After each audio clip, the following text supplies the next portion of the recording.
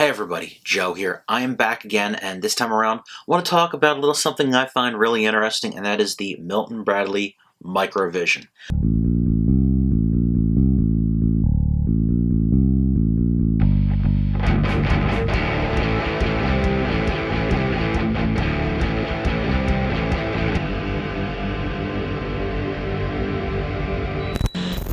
This is the first of its kind. This was the very first handheld gaming system with interchangeable games, and I think it's pretty darn interesting. Maybe you will too. Let me tell you about it. Let's talk about some gaming history. The Microvision was designed by Jay Smith of Smith Engineering, who helped develop the Vectrex, and Milton Bradley published this, produced it, sold it in North America and in Europe. And basically, this thing was kind of ahead of its time, as most of its contemporaries were just basic LED things with painted up screens, and might have been a little big to even fit in some people's pockets. Looking at the device, it appears especially primitive. The device itself is a body with an LCD screen, a plastic covered keypad, a control knob, and battery power for the device. The games are contained on these interchangeable modules, which are like faceplates.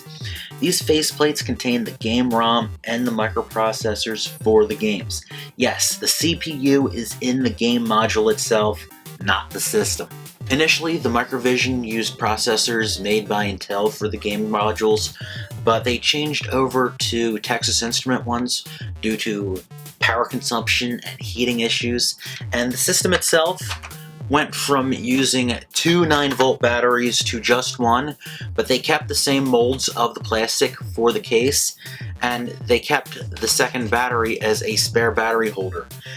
Unfortunately, the way they designed this thing was a little weird, and their choice of battery terminals made it very easy to accidentally goof up and put the battery in backwards, which could lead to electrical shorts and therefore damaging the system and games. One thing kind of interesting is that the documentation on all the games still maintain that two 9-volt batteries are needed to operate. I have not seen any manuals that said otherwise.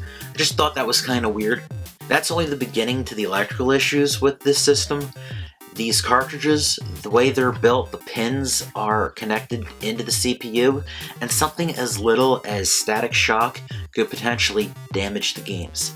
Milton Bradley even realized some of the flaws that they had and included a little foil shield to help cut down on the static issues with the Microvision at certain points of time.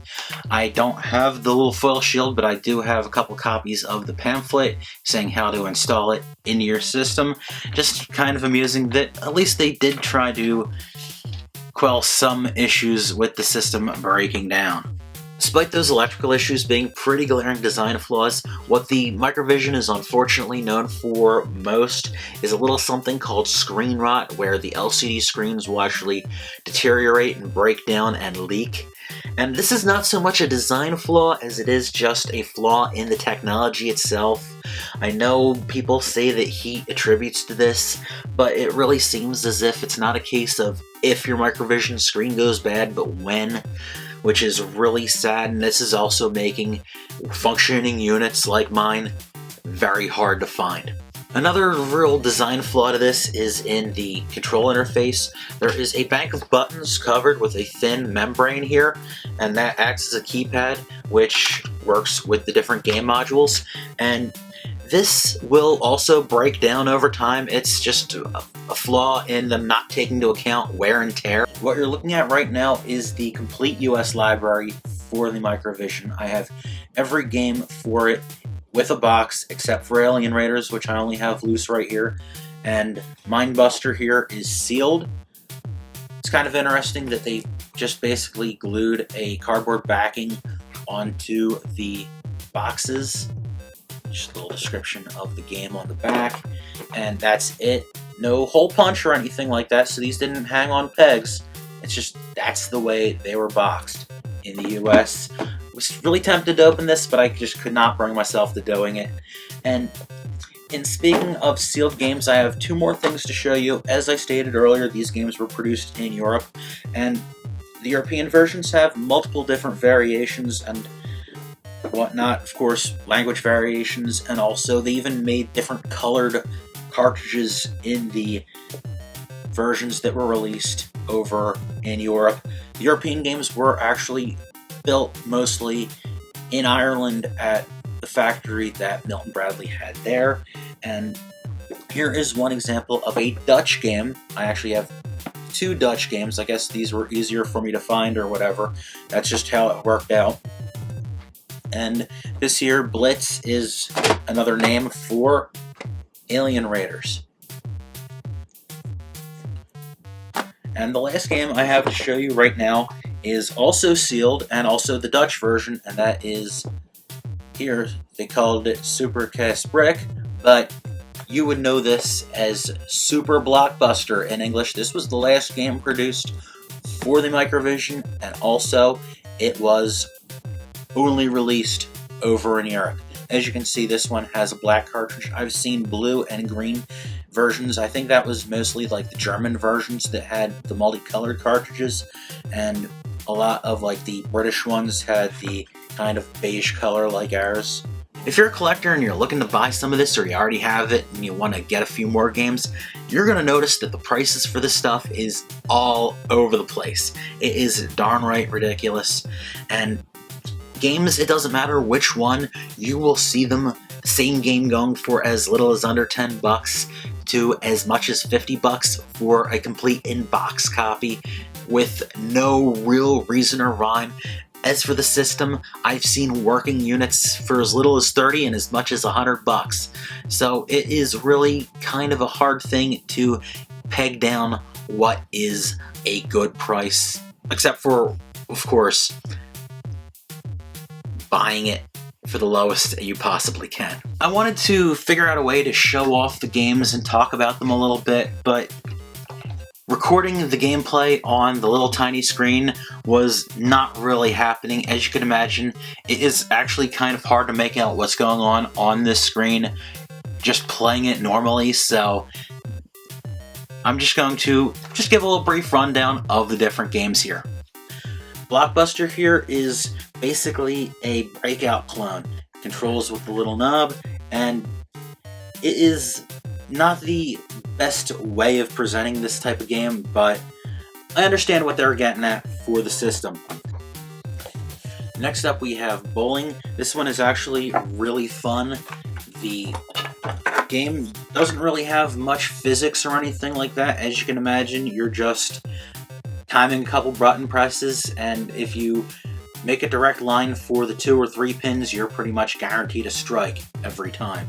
Next we have Pinball. This actually reminds me more of the Pin Paddle game in Atari's standalone home TV video pinball game. It's very, very basic. Once again, you are just controlling a paddle along the bottom of the screen, and it's very, very basic, and it's pinball in the loosest sense of the term. There are little pins that you bounce the ball around on, and then instead of flippers, you have the paddle. Next up, there is Connect 4. Of course, Milton Bradley, you had to expect them to make an adaptation of one of their games, and I'm not even a fan of this normally, so you can imagine me not really caring much for this. Next up, I'm showing you Mindbuster once again. Mindbuster is a puzzle game which you have to make these squares disappear on the screen, and just trying to read it and understand it, from what I've seen, it seems very, very complicated, and I think the only way I'll ever be able to figure it out and understand it is if I play it for myself.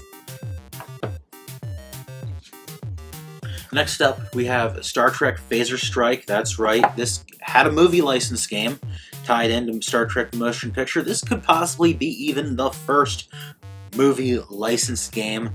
Basically, all this has is just blips across the screen, little blocks, and you can shoot at it from 3 different angles. What that has to do with Star Trek, I don't know. Still kind of interesting. And then, since, as you can imagine, all these games were extremely simple, the next one here is Vegas Slots. As you can imagine, just a basic slot machine simulation.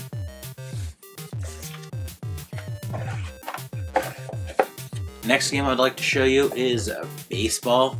This is baseball in basically the loosest sense of the term.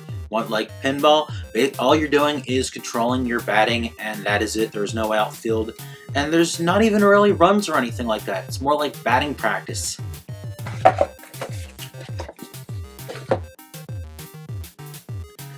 And next game is called Sea Duel. Personally, I do not know why they didn't choose to call this Battleship, since that was a Milton Bradley game. It plays basically like Battleship. And next up we have Alien Raiders. Alien Raiders seems like they were trying to make an attempt at creating a Space Invaders style game, but with the limited power of the device, you only basically had one or two little dots across the screen that you were shooting at any point in time. So the idea was there, but not quite executed. As I mentioned before, it's the same game as Blitz. Next game I'm showing you here is Cosmic Hunter. This is one of those examples of when you get a system that's so simple and basic and it's limited, the games either are super simple or not at all intuitive, and this definitely falls on the latter. Basically, when this one's played, it is like you're navigating through a bunch of blocks, supposed to be a asteroid field, I assume, or something like that, and you're just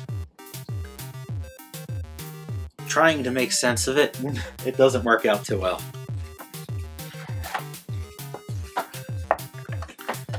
And of course, the very last game, again, Super Blockbuster. This is just a variation on Blockbuster. I think they just changed up the controls a little bit. As you can tell, there is only so much that can be done with the 16x16 grid of monochromatic pixels. They had a number of interesting ideas for games, some of them more interesting than others, and others just way too ambitious for the system's good.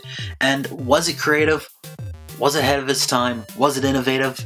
Yes to all of those, but nowadays, the system, like me, we're both creeping up on 40 years of age, and it is just ridiculously primitive. This is like a dinosaur in gaming nowadays, and hunting for one of these, especially if you're getting it working, if you want to play for itself, it's not easy. If it wasn't for eBay, I'd probably have zero luck with any of it except for maybe like 2 of these games. Even though it is a dinosaur, a good chunk of the games are actually kind of fun in short doses. I mean, Star Trek Phaser Strike's not bad. Baseball 1, I mean, yeah, it's just batting, but it's a little bit enjoyable in short doses, as is the bowling game, which is probably my favorite one. Of course, you know me. It's pretty amazing that they did come up with something like this nearly 40 years ago, and it's even more amazing how the technology's advanced in those 40 years. But in a way, it's kind of sad that things like this won't be around much longer for people to look at and appreciate. Now, if you're not a hardcore gaming collector, do I recommend you hunt one of these down? Absolutely not. The hardware just being so fragile, and the games, like I said, some are really fun in short doses, but past that, they are monotonous and extremely limited, and some of them are just downright cryptic to even try to figure out. I think a lot of people just aren't going to be interested in the system that's probably going to eventually crap out on them. And if you do jump down the rabbit hole, just keep that in mind. Now, hope you've enjoyed my look at the Microvision. Thank you so much for watching, and I'll see you next time. Take care.